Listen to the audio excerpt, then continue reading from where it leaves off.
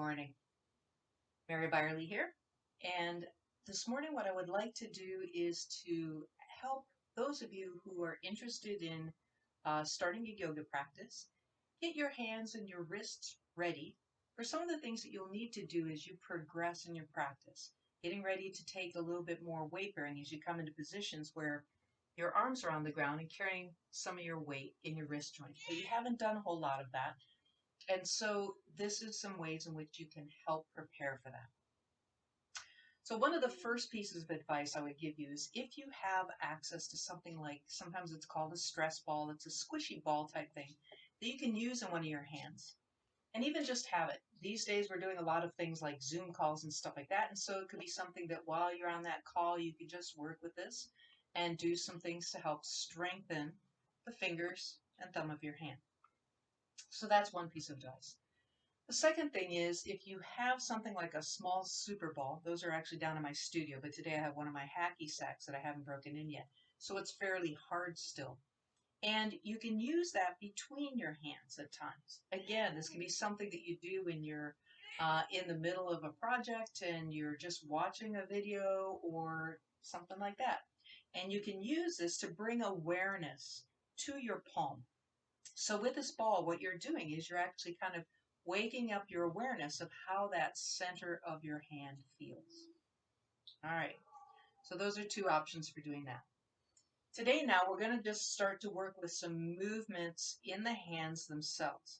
So what I want you to become aware of, taking one of your hands and then take your other hand to feel this, is if you start with towards the center of your palm, then come out towards this side, using your fingers on the other side. What I want you to do is feel that you can feel literally that finger bone in that center part of your hand. Then you're going to come down to what I'm going to call the base of that finger, and then the three segments of that little pinky finger. So just feel that a couple times. Come to your ring finger and do that same thing. Again, find the base of that finger and the three segments. Kind of trace that. Middle finger, feeling that bone, the base, the three segments. And the same thing with the first finger, and sometimes with the first finger it's easier to come over to this side and to do it this way. And then for your thumb, feel that one bone there that's the kind of the bone in the hand, the base, and then the two segments of your thumb. So we actually have quite a lot of bones in our hand, and that's not even getting into our wrist. Do the same thing with the other hand. Using your other hand, find kind of the center of the palm again. Feel that base of the hand, and then find the little finger bone. Trace that down, find the base of that, the first segment, second segment, and the pad of the finger. Then do the ring finger, finding that. The middle finger, feeling and finding the bone. Sometimes if you move that finger, you'll feel it in the back of your hand if you can't find it easily. Feeling and finding that. First finger, and again, you may need to go to the other side to kind of trace the bone of that finger, find the base of the finger, the three segments, and then your thumb, finding that bone that's in the hand of the thumb, and then the two segments of the thumb. Now with this, you should actually kind of maybe be a little bit more aware of all of your hand now.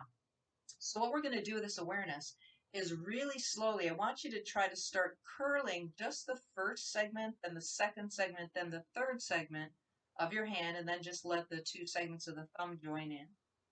Start to curl first segment, second segment, let the thumb join in, third segment, the thumb, and then make a fist. Now try to uncurl just that same slowness. First and second. Nice and slow. All the way open and really spread them out. Let's do that 2 more times. Trying to segment your fingers. Really bring careful awareness to feeling all of this movement of your hand. Tight fist. Open it way out, nice and slow again. Way out there. Stretch it out. One more time. Segment it in. Make that fist. Now this time from having your fist, kind of hug your elbows into your sides and turn your fists over. Do this a couple times, and what I want you to be aware of is how this rotation is coming from here in the forearm.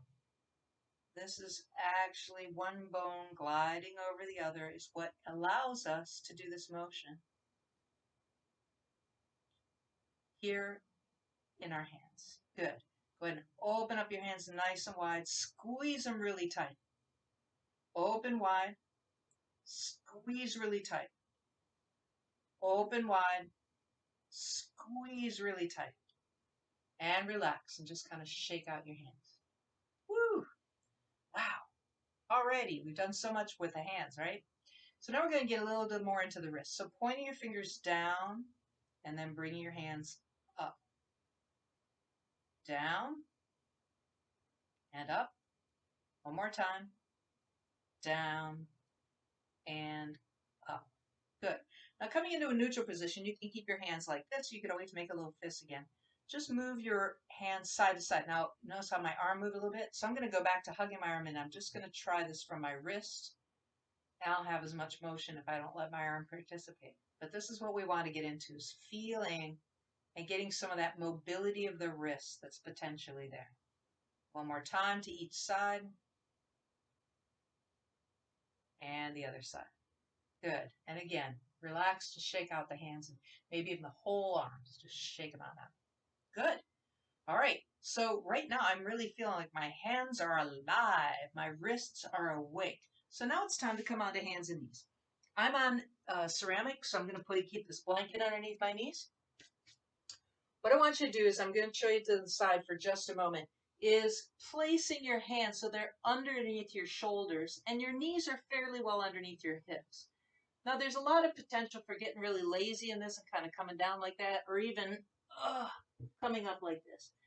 Try to find your neutral position where it feels like your stomach is a little bit doing a little bit of work for you, but your back feels nice and tall and your rib cage isn't coming forward or being hiked way up. As you do this now, what I want you to do is I want you to feel your hands underneath the shoulders, and I want you to just move your arms a little bit while you're here. So if you watch mine, I'm moving like the center of the eye of my elbow is coming in toward each other, and then it's rotating out. And I actually have quite a bit of movement here that I can do.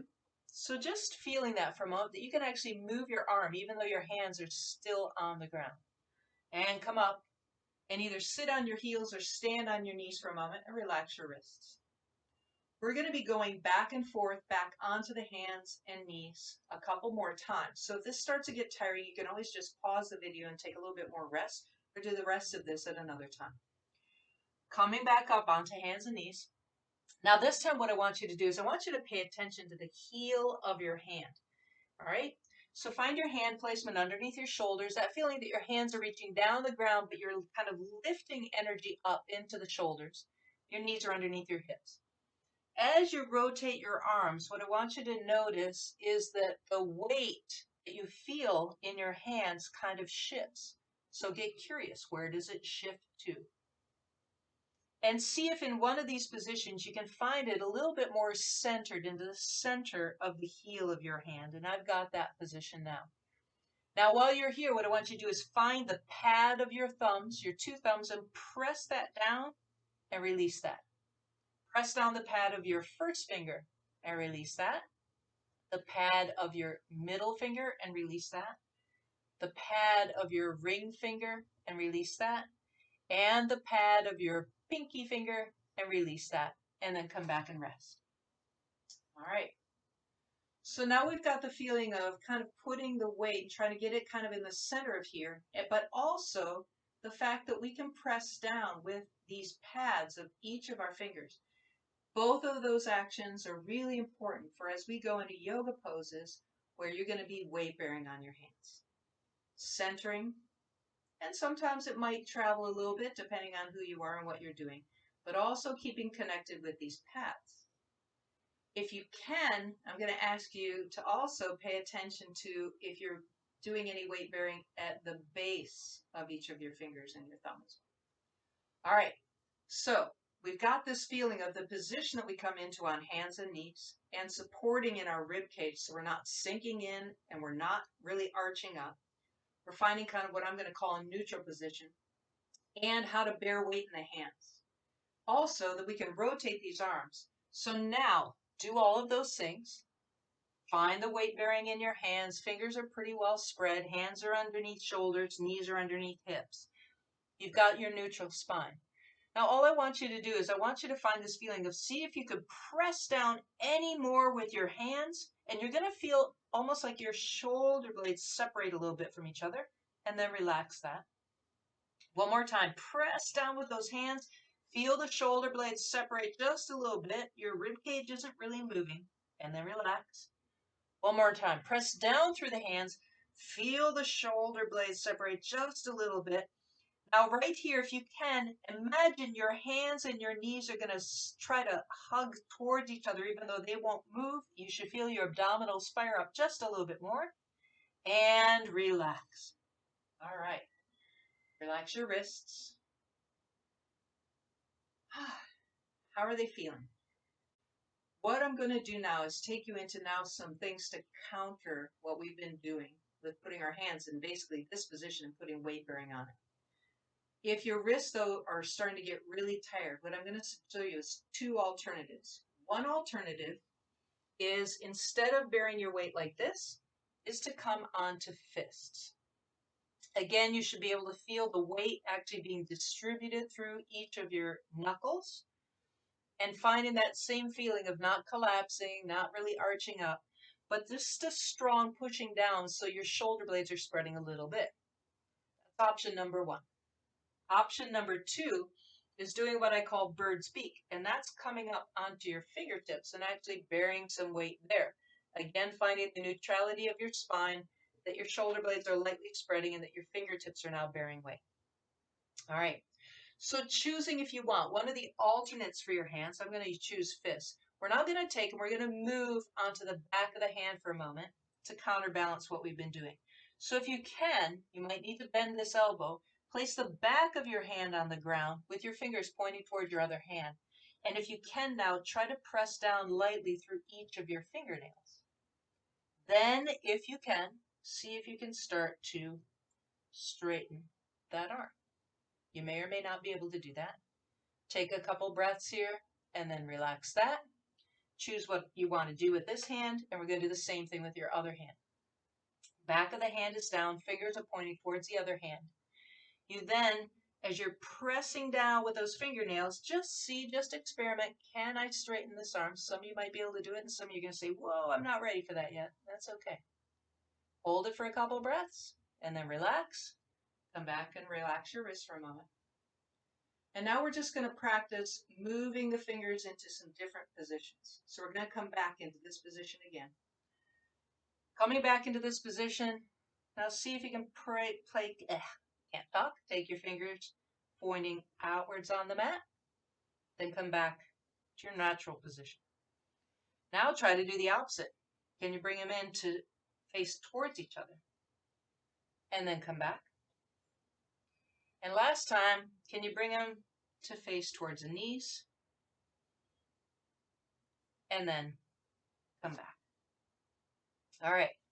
Maybe come up onto bird's beak, hold that for a breath or two more, and relax back. All right. Again, just shake out, move your hands, shake out the whole arms.